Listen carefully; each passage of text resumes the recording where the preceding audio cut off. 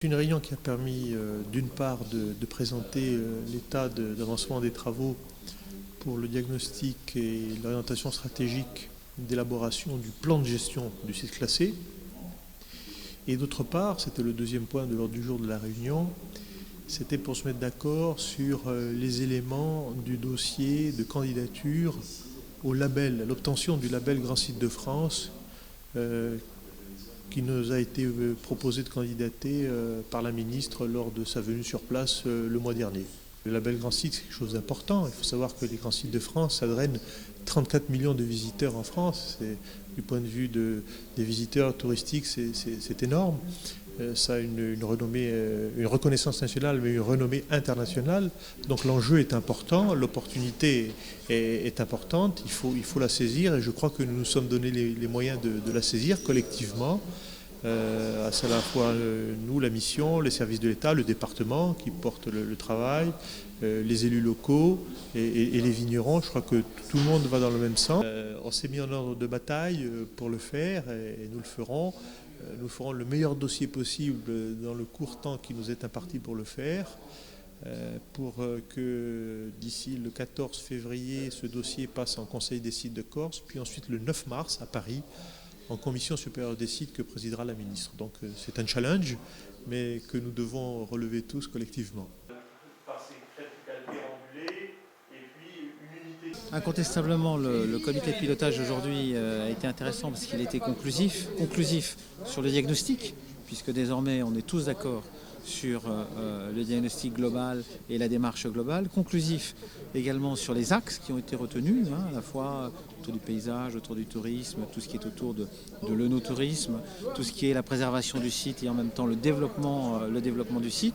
Conclusif aussi parce qu'on est à peu près d'accord maintenant sur le périmètre et sur la manière avec laquelle on est à peu près d'accord maintenant sur le périmètre, à quelque chose près, et également sur la manière avec laquelle on va pouvoir faire porter le dossier par le département dans un premier temps, quand celui-ci se sera prononcé au niveau du Conseil général, et puis ensuite par une structure qui sera vraisemblablement une structure ad hoc qui permettra d'être tout à fait en conformité avec la réalité du territoire concerné. Et puis, tous les acteurs sont bien associés. Il y a une vraie dynamique et je trouve que c'est extrêmement encourageant parce qu'on voit que derrière, sur le site de Patrimoniaux, il y a une forte volonté.